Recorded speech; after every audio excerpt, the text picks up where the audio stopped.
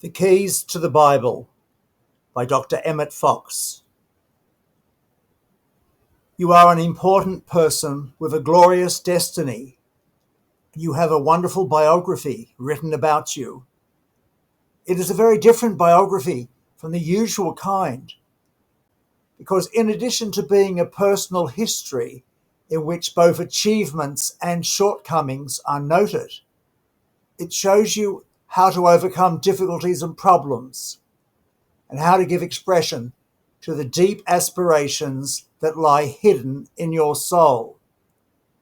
It outlines diagrams for living so that you can take the necessary steps to make your life worthwhile and interesting.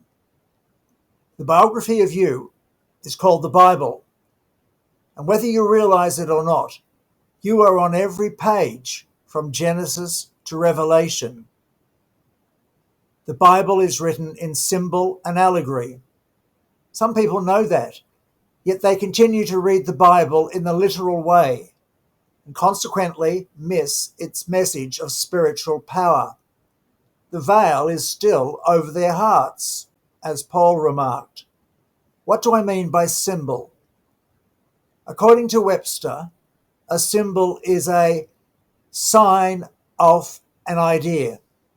It is not the thing itself, but it represents it, as the dove is a symbol of peace and palms are a symbol of victory. In the parable of the Good Samaritan, a real man did not go down from Jerusalem on a particular day, nor did a certain Levite actually pass by. Jesus told the story to illustrate a point. In like manner, the story of Adam and Eve is an allegory to explain great spiritual truths. The reason why many people have given up the Bible is that they have taken it literally, whereas the Bible was meant to be taken spiritually. They say, the story of Jonah and the whale cannot be true. Of course it is not true in a literal sense. It is an allegory. Nor is it true that the prodigal son was a certain young man who went into a far country and then came back and was wined and dined by his father. These things are parables that come to life and reveal diagrams for living when we have the spiritual key. Everything in the Bible is significant. All the characters, both male and female, illustrate and dramatize certain states of mind that could and do happen to people in this present day in New York or Paris or Tokyo. The Bible is not just ancient history. It is a living thing for today. You can find yourself in the Bible, but there is no guarantee you will be pleased when you do. However, if you do not like the picture you see, you can always change from one Bible character to another. In this great play, the actors cast themselves. If they do not like the role they find themselves in, they can change to another, because the Bible gives us the key to transforming life. Just as every character in the Bible symbolizes a state of your soul, so does every incident in the Bible signify something which can happen to you. Abraham moving into Canaan, Jesus at the lakeside, Jesus going up to Jerusalem, Paul on the road to Damascus. All these represent dramatic, powerful, colourful events in your life today. The things that either age you and give you heartbreak, or lift you up to new levels of joy and accomplishment. They are dramatic, symbolic diagrams for living, to show you how you can come out of limitation and find real happiness. Every name in the Bible has a meaning. For that matter, all names have a meaning. Your name represents the idea of you and your life. The life of every man and woman is a parable of the things that have happened to them since they were born. You were born in Los Angeles or Paris or Berlin, let us say.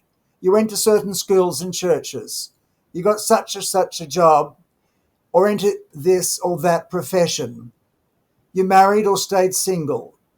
You lived in a particular place and did certain things, good things or bad things, wise or foolish things.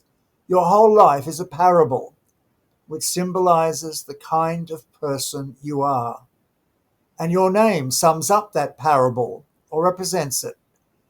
In like manner, every name in the Bible has a special meaning, representing certain faculties or conditions of the human soul. The geography of the Bible is significant too. Egypt, Palestine, Assyria, Babylon, the Mediterranean, all have symbolical meanings. Every river, mountain, lake, desert, etc., represents certain states of consciousness. Numbers also are used to convey definite ideas and principles.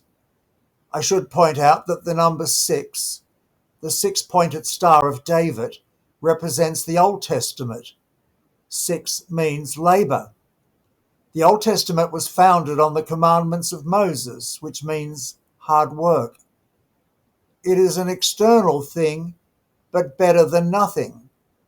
The New Testament expresses 7, and it is the movement from law to grace. Paul has a good deal to say about grace.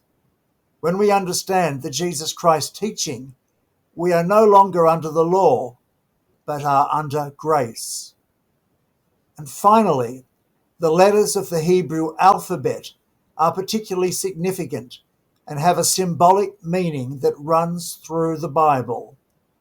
Jesus makes reference to this when he remarked, one jot, the smallest Hebrew letter, or one tittle, shall in no wise pass from the law till all be fulfilled.